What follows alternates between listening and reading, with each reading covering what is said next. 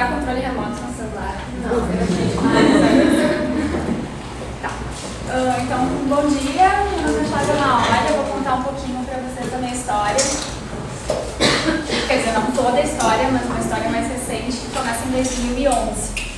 Em 2011 eu tinha 23 anos, né? Jovem. Estava estudando arquitetura. Recente tinha voltado de um intercâmbio na Europa que eu tinha feito estudando arquitetura. E no começo de 2011 eu descobri que eu estava com linfoma de Hodgkin. Daí, óbvio, que a minha as minhas primeiras perguntas eram tipo, como assim, o que é linfoma? Né? Hoje em dia a gente até ouve mais um pouco, mas na época só a Dilma tinha tido, então não era tão falado assim. Então, o que é linfoma? Quem é Hodgkin? O que vai acontecer comigo? E aí, óbvio que eu fui pro Google, que é sempre que a gente acha que vai nos dar alguma resposta na vida, e foi horrível, porque primeiro que eu via muitos sites médicos com informações técnicas e também muitas imagens horríveis, né? Eu nunca procurei nada relacionado a câncer no Google Imagens, porque era muito bom. E também muitos blogs pessoais de pacientes que contavam tipo um diário, assim, hoje eu acordei, hoje eu tô me sentindo mal, hoje eu tô me sentindo bem. E pra mim foi muito difícil, porque, imagina, eu tava na faculdade, as minhas preocupações eram muito relacionadas a ser jovem, assim, né? Ir numa festa, eu sou solteira, enfim. Então foi um momento que eu tive que aprender muitas coisas sozinha, assim, tipo, como me sentir bem durante o tratamento, como usar um lenço, como escolher uma peruca. E aí, claro, eu fui testando, as minhas amigas foram me passando dicas e coisas que elas tinham visto na internet, e eu fui fazendo do meu jeito, aprendi a me virar e me sentir bem, e principalmente não achar que o câncer tinha tomado toda a minha vida, que era a primeira ideia que eu tive, que eu ia ficar sendo doente e não eu mesma. E aí em 2012 eu terminei o tratamento, meu cabelo começou a crescer, no começo assim, não era bem o cabelo ainda, mas aos pouquinhos ele foi tomando jeito e a vida foi voltando ao normal. E daí, no começo de 2013, eu descobri que eu estava com linfoma de Hodgkin de novo. E eu acho que esse segundo diagnóstico foi mais difícil do que o primeiro, porque tu começa a te dar conta que não é bem assim, né? Na primeira vez eu achei ok, vai passar rápido, são só 4 meses de tratamento. E da segunda vez eu vi que talvez a coisa não fosse tão fácil como eu esperava que fosse. E claro que a minha primeira reação foi ficar muito triste, foi não querer fazer mais nada, né, ficar trancada em casa chorando. E eu comecei a ver que quanto mais triste eu ficava, mais triste as pessoas ao meu redor ficavam. Então, tipo, meus amigos, por exemplo, eles não tinham coragem de me convidar para sair e tomar um café, porque eles sabiam que eu ia dizer, que café, eu tô morrendo, vocês estão loucos, sabe? Eu tava muito revoltada com aquilo. E aí eu comecei a me dar conta que se eu tinha tanto medo, assim, de morrer, por que eu não estava aproveitando o tempo que eu tinha, né? Assim, se tu recebe uma sentença de morte, tipo, tu tem tantos meses de vida, não faz sentido, o que tu vai fazer? Tu vai deitar e dormir até morrer? Não, né? Tu quer viver a tua vida. E aí eu comecei a me dar conta disso, assim, bom, ok, eu não tenho como mudar essa situação, mas então eu vou tentar fazer com que isso seja menos pior, assim. Naquele momento que eu achava que talvez fosse ser um pouco menos dolorido. E aí eu me dei conta que o câncer não era uma escolha, eu não tinha como mudar aquilo, mas que o bom humor era. Então, uma das atitudes que eu resolvi ter é ser feliz. Bom, eu vou tentar ser feliz com o que eu tenho, né? E vendo onde isso vai me levar, né? Essa mudança de atitude diante de um problema, o que eu poderia ter a partir disso. Isso foi em 2013, foi logo no começo do ano. E aí foi um ano que eu tive que me despedir do meu cabelo de novo, que a princípio eu achei que ia ser uma coisa muito sofrida, porque, imagina, eu tinha esperado aquele cabelo crescer com tanta vontade, né, cada milímetro comemorava e tal. E ao invés de fazer aquela cena da Carolina Dickman, chorando, raspando a cabeça, eu resolvi chamar meu pai e minha irmã cortou meu cabelo, raspou e meu pai fotografou. E a gente fez uma série de fotos mais engraçadas, assim, a gente experimentou vários penteados, eu fiz aquele do Ronaldo Nazário. Não tem foto que não tem no blog, se vocês quiserem ver depois, virou público porque eu perdi a noção. Me arrependi de não ter feito moicano e depois eu consegui fazer. E foi em 2013 eu fiz meu transplante de medula e essa mudança de atitude fez toda a diferença para o transplante, porque eu fui para lá confiante, não só de isso vai dar certo, mas de que eu vou fazer o meu melhor para isso funcionar, né? E realmente funcionou super bem. Eu vou fechar 3 anos agora em outubro.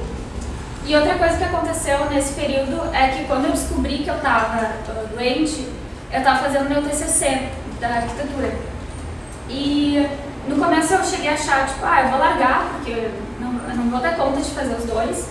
E aí tem uma amiga minha que está aqui hoje, a Mari, que ela não me deixou largar. Inclusive fez um pedacinho do trabalho, bem pouquinho, mas a parte mais chata eu larguei para a Mari, fez a parte que eu gostava. E foi super legal, porque a banca gostou do trabalho, eu me senti confiante com aquilo quando eu apresentei meu TCC. Para mim foi uma maneira de colocar o câncer no lugar dele. E eu descobri que eu ia poder participar da minha formatura, que para mim era uma preocupação, porque eu sempre quis colar grau, sempre quis fazer toda aquela função. E, bom, quando chegou a formatura eu estava careca, e eu cheguei a pensar, eu vou careca. E aí eu me dei conta que eu não queria que o câncer estivesse ali, porque eu não convidei ele para minha festa, né? Aquele dele era um momento meu, e eu não queria que as pessoas me olhassem no palco e pensassem, coitadinha, olha só, que exemplo de superação, força guerreira, aquelas palavras de apoio. Então eu resolvi me montar e fiz um dia de realmente me travesti de mim mesma, assim, voltei a ser quem eu era e fui para minha formatura. E foi uma maneira muito bacana, assim, de colocar a doença no lugar dela e dizer, tem uma parte da minha vida que tu vai ter que ocupar, eu não tenho como não fazer esse transplante de medula, eu vou ter que passar por isso, mas a vida continua sendo minha, eu continuo sendo eu, e se eu quiser sair de peruca eu vou sair, se eu quiser sair careca eu vou sair. Então isso foi uma atitude que fez muita diferença, assim, no meu tratamento. E outra coisa que aconteceu em 2013 foi que eu resolvi, digamos, quando eu fiquei sabendo que eu ia passar por tudo isso, ia perder o cabelo e tal, eu me dei conta que eu já sabia como era ficar careca, porque eu já tinha ficado antes.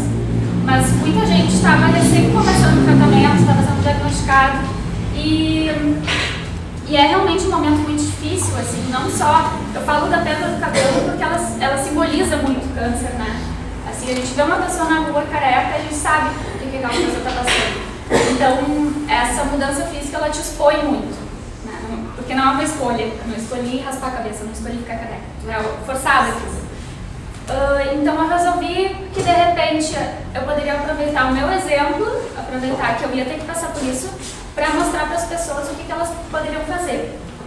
E aí, eu comecei a tanto fazer fotos minhas, careca, de lenço e usando peruca, mostrando maquiagem, quanto catar fotos na internet, buscar referências de outras mulheres, de outras faixas etárias, de outras cores, enfim, tamanhos, para inspirar todo tipo de pessoa que está passando pelo câncer.